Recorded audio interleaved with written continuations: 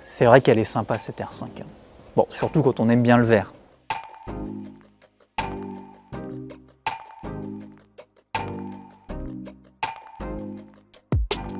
Par contre, je sais pas vous, mais moi j'ai l'impression que ça fait déjà des années qu'on la voit cette voiture. Et d'ailleurs, c'est pas qu'une impression, puisqu'entre le tout premier concept R5 dévoilé par Luca De Meo début 2021 et cet essai aujourd'hui du premier modèle de série, il s'est écoulé quasiment 4 ans. Du coup, je vais pas vous refaire des tartines sur le design, sur l'habitacle, sur les dimensions, sur la technique, non. Je vais répondre à la question qui reste en suspens, à savoir cette R5. Est-ce qu'elle est aussi sympa à conduire qu'à regarder? C'est parti.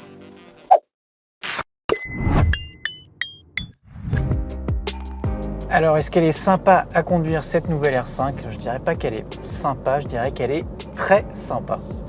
Déjà, grâce à son moteur électrique, là on a la version la plus puissante qui fait 150 chevaux et 245 Nm de couple.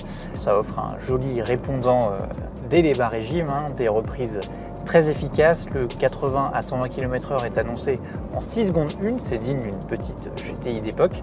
Alors vous allez me dire, c'est un peu le lot de toutes les voitures électriques et vous n'avez pas tort, mais là où la R5 a un gros point fort, c'est qu'elle n'est pas seulement sympa en ligne droite, elle l'est aussi en virage.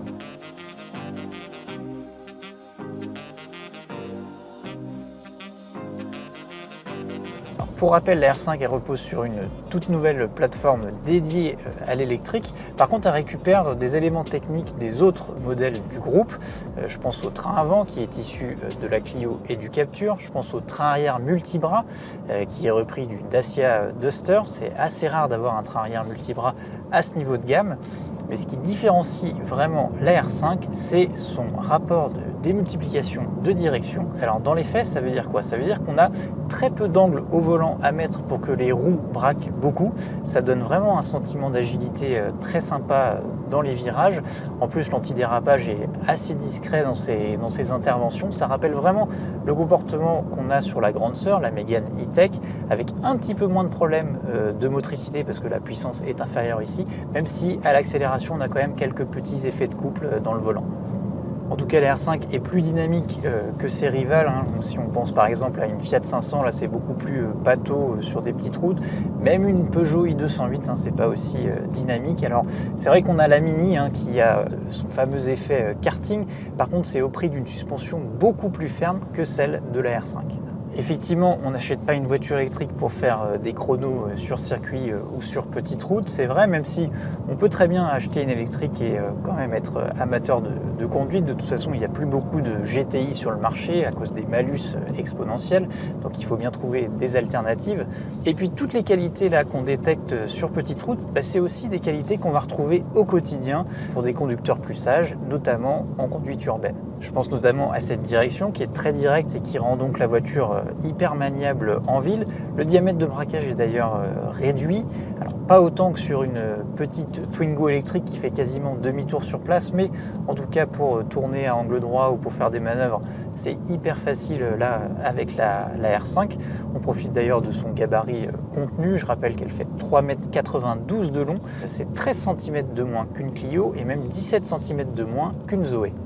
La suspension moelleuse que j'évoquais tout à l'heure, c'est aussi un avantage quand on passe sa journée à escalader les plaques d'égout ou les dodanes. Et puis au niveau du freinage, ça reste très facile à doser grâce à un nouveau système qui gère mieux la transition entre le freinage régénératif et le freinage classique. C'est pas parfait, mais c'est quand même un petit peu mieux que sur la Mégane et sur le Scénic. Au niveau freinage régénératif, par contre, on n'a pas les palettes comme sur la Mégane et sur le Scénic qui permet de régler son niveau de régénération.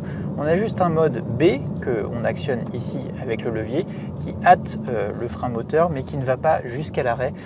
On n'a pas de mode one pedal comme on a par exemple sur une Fiat 500 ou une Mini. On est obligé d'utiliser la pédale de frein pour stopper la voiture totalement. Mais l'agrément au volant, c'est pas seulement la conduite, c'est aussi l'environnement du conducteur.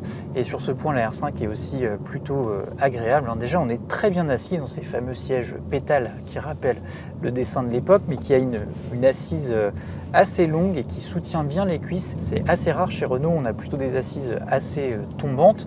On a aussi pas mal de rangements au niveau du centre. C'est un peu plus réduit au niveau des rangements, au niveau notamment des bacs de porte ou de la boîte à gants, mais ça reste suffisant au quotidien.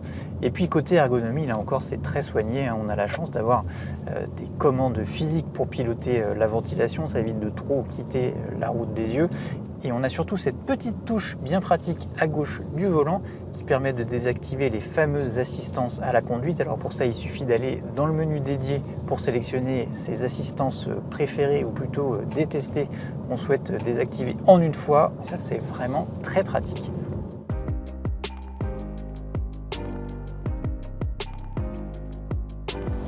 Mais ce qui nous intéresse dans une voiture électrique, c'est bien sûr l'autonomie. Cette version à batterie de 52 kWh brut est donnée pour 412 km d'autonomie en cycle WLTP, avec la conduite qu'on a sur cet essai qui n'est pas très représentative d'une conduite normale, puisque voilà, on a mis un petit peu de rythme dans les routes de montagne, on fait des allers-retours pour les besoins des images. On a fini avec une consommation de 16,2 kWh au 100 km, ça équivaut à une autonomie totale de 300 km.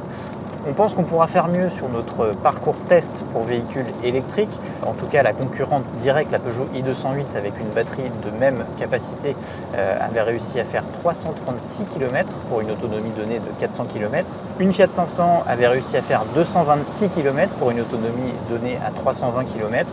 On n'est pas inquiet sur le fait que la R5 puisse atteindre les 330-340 km avec une conduite un petit peu plus classique. En tout cas, on vous donnera les résultats dès qu'on aura pu passer la voiture sur notre boucle normalisée. Par contre, comme on a pas mal roulé pour cet essai, on va pouvoir faire une vraie mesure de vitesse de charge sur borne rapide. La R5 accepte 100 kW sur borne en courant continu. C'est mieux que la Zoé qui plafonnait à 50 kW. Ça permet de récupérer de 15 à 80% de batterie en 30 minutes d'après Renault. Par contre, sur borne publique en courant alternatif, c'est 11 kW maxi. Et là, c'est moins bien que la Zoé qui montait jusqu'à 22 kW. Et là, il faudra attendre plutôt 4h30 pour passer de 10 à 100% de batterie.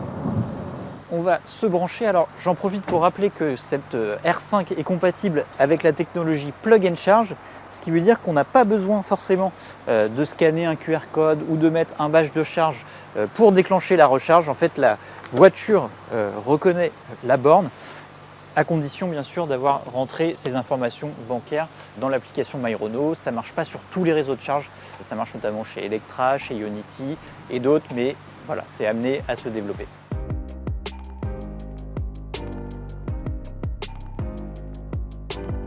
Petit détail esthétique, je ne sais pas si vous vous rappelez, sur le concept, on branchait la prise là sur le capot.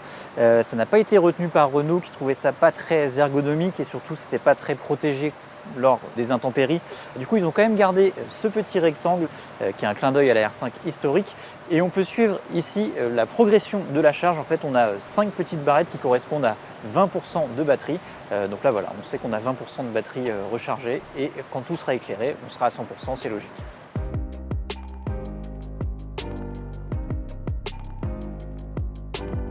Pendant que la voiture recharge, je vais en profiter pour vous présenter le système d'infodivertissement qui est le même que celui des autres Renault, le fameux Open Airlink qui est fourni par Google. Ce système, c'est tout simplement le meilleur du marché, hein. C'est rapide, c'est intuitif, c'est fluide.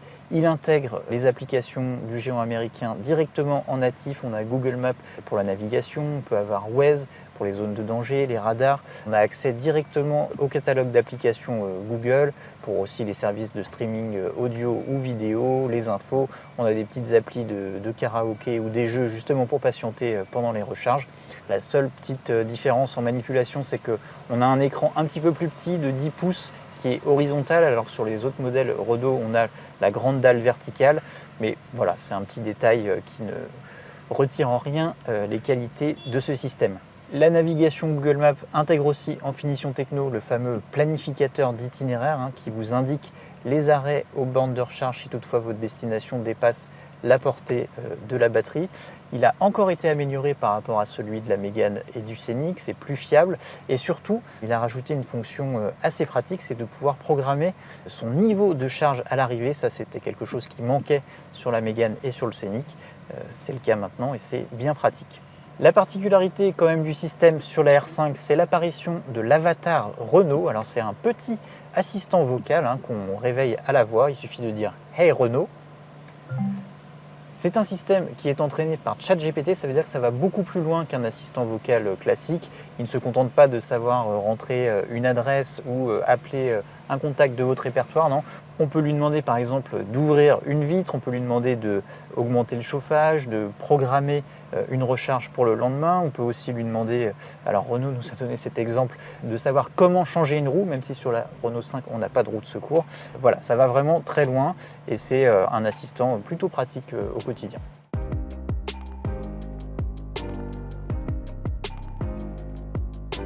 Allez, si vous n'avez pas suivi nos premières vidéos, on passe rapidement à l'arrière. Alors sans surprise, c'est bien mais pas forcément idéal quand on mesure plus d'1,80 m. On rappelle que la voiture fait 13 cm de moins qu'une Clio. Alors même si l'empattement est seulement entre guillemets 4 cm plus court, il n'y a pas de miracle, hein. On ne peut pas non plus glisser ses pieds sous les sièges avant quand le siège est réglé au plus bas. Le dossier est assez vertical, on n'a pas de bac de rangement, on n'a pas de prise USB.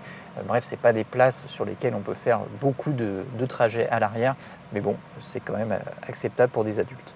Côté coffre, c'est un peu plus satisfaisant, alors même si la modularité reste très basique, on a quand même un volume de 270 litres en norme VDA, c'est quasiment comme les rivales qui sont un petit peu plus longues. Et puis on dispose aussi d'un rangement inférieur de 27 litres qui lui est idéal pour loger les câbles de recharge. Alors à ce sujet, sachez que le câble pour prise domestique est facturé 300 €.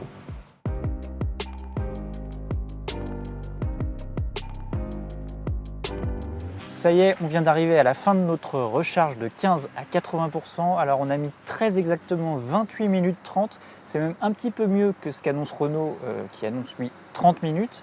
Pour atteindre 100% de batterie, là l'ordinateur de bord nous annonçait 29 minutes supplémentaires. Bon, c'est un temps dans la moyenne du segment, hein. Par exemple, c'est identique à une Peugeot i208 qui a d'ailleurs la même puissance de charge maxi de 100 kW. En revanche, la R5 est la seule à proposer la recharge bidirectionnelle. Alors il y a deux applications différentes à cette recharge bidirectionnelle, c'est le V2L et le V2G. Le V2L, c'est déjà connu sur d'autres modèles électriques, ça consiste simplement à brancher un adaptateur à la prise de recharge du véhicule pour pouvoir y brancher n'importe quel appareil électrique jusqu'à 3700 watts. Vous pouvez y brancher un barbecue, une bouilloire, vous pouvez par exemple recharger votre vélo électrique dans un garage, ça peut être pratique. Vous pouvez aussi y brancher un aspirateur si vous voulez passer l'aspirateur dans votre voiture et que vous n'avez pas forcément de prise de courant à côté, mais ça c'est déjà connu. L'autre application, c'est celle qui nous paraît la plus intéressante, ça permet de restituer l'énergie que vous avez dans votre batterie au réseau électrique. Alors comment ça marche concrètement? Il vous suffit d'avoir une wallbox bidirectionnelle à domicile. Il vous suffit aussi de souscrire à un contrat Mobilize qui est le partenaire de Renault. Et dans ce cas-là, quand vous allez rentrer le soir et brancher votre voiture, l'opérateur va s'occuper de récupérer de l'énergie de votre batterie en cas de pic de recharge. Ça lui permet, lui, de payer l'électricité moins cher que s'il l'achetait sur les marchés à une heure où l'électricité est très chère. Et ensuite, il va recharger automatiquement votre voiture aux heures creuses. D'après Renault, concrètement, ça permettrait d'économiser jusqu'à 50% du coût des recharges classiques. Mais en tout cas, c'est une application qui nous paraît intéressante, que ce soit sur le plan financier ou environnemental.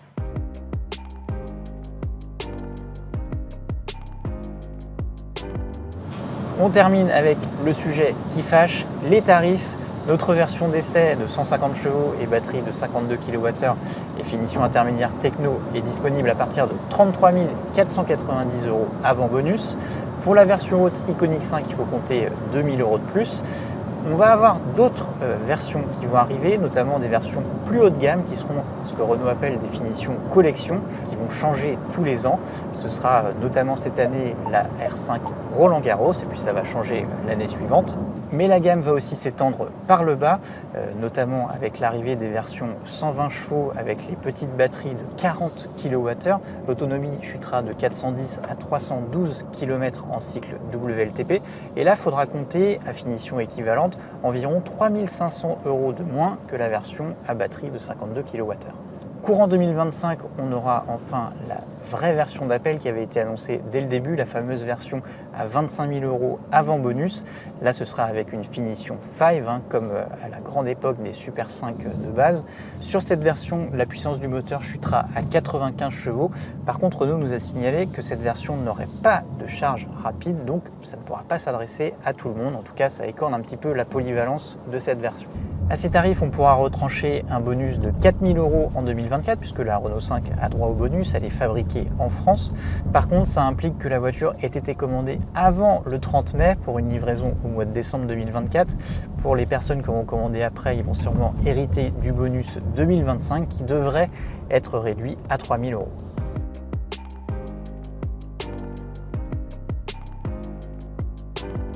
Voilà, on arrive à la fin de cet essai. Alors, cette nouvelle Renault 5, elle nous a laissé une excellente première impression. Elle est maniable en ville, elle est dynamique sur route, elle est sereine sur autoroute. Et puis bon, c'est vrai qu'elle est quand même craquante, que ce soit à l'extérieur ou à l'intérieur. Maintenant, il va nous rester à mesurer son autonomie réelle sur notre parcours test. Il va aussi nous rester à l'opposer à ses concurrents directs, Peugeot i208, Fiat 500 électrique, Mini Cooper E. Pour ça, je vous donne rendez-vous sur largus.fr ou sur notre chaîne YouTube, à laquelle je vous invite à vous abonner pour ne rien louper de nos contenus. Allez, à très vite sur Largus. Bye bye.